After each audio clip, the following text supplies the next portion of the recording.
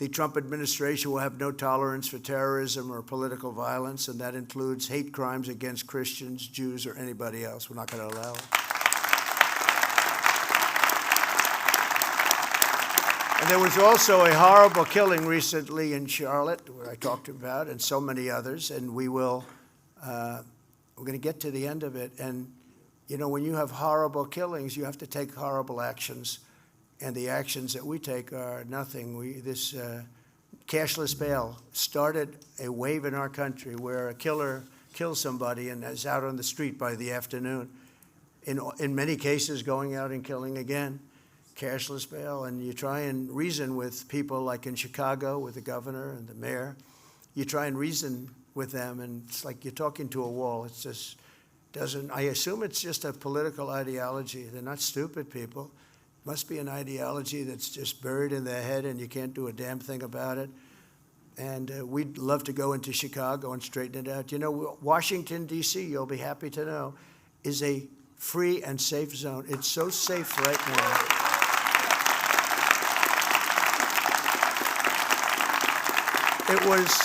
It was one of the most dangerous. Can you believe it? So, you know, you see the beautiful buildings, but we're going to also do an upgrade because a lot of the beautiful buildings have a little graffiti on them. They have roads that aren't proper. They have medians that are bad and falling down into the road, the dividers. We have things that we have to take care of and beautify. We want to beautify it. Very little work will be done. I'm very good at that. That's what I really did the best in life, probably. I said, was I a better builder or politician? They said, I think you were a better builder, sir. I said, I didn't know if I was happy about that or not. But I was a really good builder, and I'll fix this place up for peanuts. I'll fix it up. We'll put in new dividers. You ever notice they're all rotted, rusting, and falling down on the road? Potholes all over the place. We're going to have this place looking beautiful within 12 months. Even the little white tiles in the tunnels, you know, you go through the tunnels and there's little white tiles. They've been up for about 60 years, and like there's pieces missing. And you can't match them, believe me, you can't.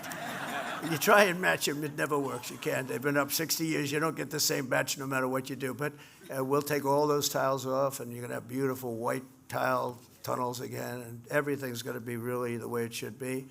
Because when foreign leaders come, you know, I had to take down the tents. We had over 58 tent cities that we took down right in the middle of our parks, right next to our great buildings, Supreme Court. You'd have a tent city right there, and nobody would ever tell them to do it. We had a blue tent right on Lafayette, and they seemed to have a permit. And one of the fake news media was asking me the other day, what about the blue tent? What blue tent? Because all the tents you got, somehow these people were very well connected with the communist cause. And I said, there's a tent up there? Really? Yeah. And he was a friendly reporter for a change. He said, it's terrible that the tent. I said, I didn't know that. I'm surprised. And I checked, and there was. And we got it down very quickly. It's down. It's down. Wasn't easy. You know, people chained themselves to a tree and this and that, but that's okay. They can chain themselves if they want. That was a tough one. That's been there for years. It's been there for many years. We took it down. It came down very quickly, Pam. So I hope Attorney General Bondi will be looking into some of these things, and I really know that some of them she is. She's done such an incredible job. You know, she's got a lot of pressure on her not to do these things by a certain group of people that I guess don't love our country, or there's some ideology that they're just indoctrinated with. But she's going to do a fantastic job, and we're waiting for a call from Chicago. We'll fix Chicago. And again, D.C. is right now so safe you can go out. Friends of mine called, one in particular, who's been in D.C. for a long time. And he said, I haven't gone out in 4 years for dinner with my wife. The restaurants were all closing because people were afraid, even if they were in the restaurant, it didn't matter, they were held up. You know, guys would walk in with guns into a restaurant. And that's over. It's not happening. It's now safe. And this man said, I've gone out to dinner in the last week and a half 4 times. And I am so safe. My wife could meet me at the restaurant. She could walk by herself. There is zero threat. The National Guard, working with the police, working with the mayor. The mayor has, you know, that's not her ideology. And now I think it maybe is her ideology. She's taking a lot of heat, too, from the radical left. You know, they don't like that she's allowing it. But look, she's going to either allow it or we'll just do it because, you know, it's just... But she understands that.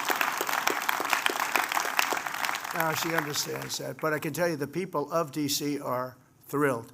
I have never had so many people. The other day I had a big scrum in front of me of the press. And I said, you know everybody here, or many of you have been mugged, right? And they're all going like, and these aren't people necessarily on our side. They're all going, yes, yes, yes. What about you? Yes, it's true. I was a couple of times. Every one of them. It's crazy.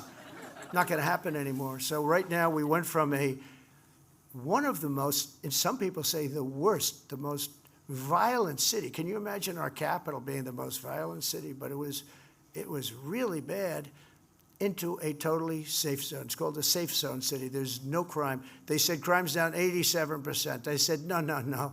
It's more than 87%. Virtually nothing. And much lesser things that take place in the home they call crime. You know, they'll do anything they can to find something. If a man has a little fight with the wife, they say, this was a crime, see? So now I can't claim 100%. But we are a safe city. You can walk to a restaurant. You can walk to the White House if you work there. You can walk to the Capitol. And even the Democrats say, I can't believe it, but they don't want to admit it, but I can't believe it. We could do the same thing in Chicago, New York, Los Angeles. We did it. We saved Los Angeles. We saved Los Angeles, Dan. You know that. Los Angeles was a mess. If we didn't send our troops in, Gavin Newsom would have had a real problem. We sent our troops. The head police officer, the top person, said we could have never done this alone. We sent our troops right in at the beginning, and we killed it. And it was nasty, but we killed it immediately. And I don't know why Chicago isn't calling us saying, please give us help. When you have, over just a short period of time, 50 murders and hundreds of people shot, and then you have a governor that stands up and says how crime is just fine. It's really crazy. But we're bringing back law and order to our country.